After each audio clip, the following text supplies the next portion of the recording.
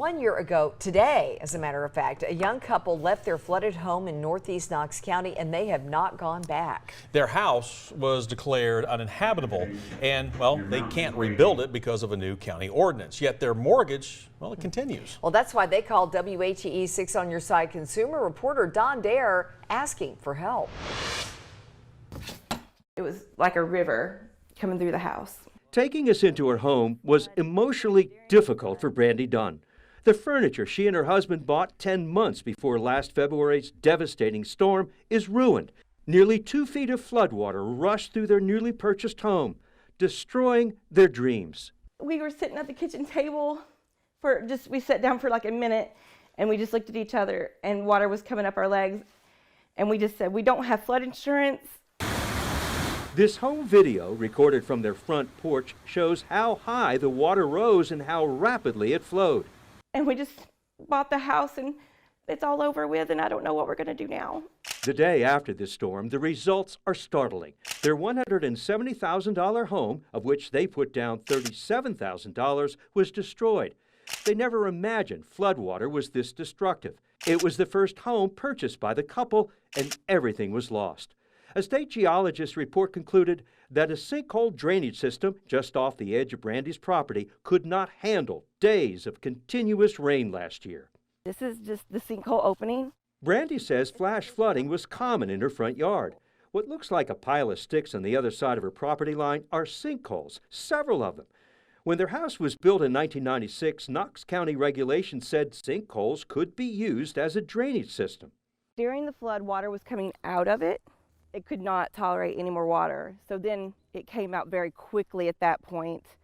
So it came very quickly and just like flooded into the house. This whole area is indicative of sinkhole activity. Knox County Engineering Director Jim Snowden showed us a GIS map of Brandy's property, explaining the water rose 11 feet. It's a big sinkhole right there. Yep. Jim Snowden says the record rains in January and February of last year saturated the ground all around the couple's home. So that groundwater is really close to the ground, so that sinkhole is just a bathtub. It doesn't perk into the ground like it should. Last spring, the county posted this notice. The house was unfit for habitation, and the property did not qualify for a building permit because of the 11-acre sinkhole and this stricter county regulation approved in 2008. It prohibits building structures within a sinkhole that would be flooded far below the rate of last year's record rainfall. So Brandy and her husband made the difficult decision. They stopped paying their mortgage. It would be a poor financial decision to pay the mortgage on a house that no one could ever live in again. Beginning last fall, continuing into January, Quicken Loans sent messages responding to Brandy's questions about foreclosure or relief. Quicken writing, "The review process takes time. A decision has not been made. We cannot provide definitive answers." Earlier this month, we contacted Quicken Loans explaining the dilemma. Within days of our call, a private home inspector hired by Quicken was at the house taking pictures. He had been here in December, but said now he had a different perspective of the issues. On this day of the inspection, February 6th, Brandy's front yard was filled with water from a flash flood. I'm going to request demo for the property. Demolition for the property. At least from Quicken's point of view. I'm glad they got out here as soon as you called. We could never have gotten them out here on our own. Then last week, Quicken Loans wrote to 6 on Your Side. "We resolved Ms. Dunn's highly unusual situation.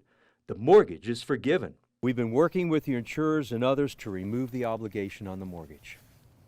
Yeah, we're thrilled. 2 happy people. 2 very happy people. Yeah. We've had a very hard year. The good news comes on the anniversary of last year's storm, ending one of the toughest years of their marriage. It's hard to say goodbye to everything. This was probably the last time we'll be here. I'm glad that Quicken relieved us from our loan.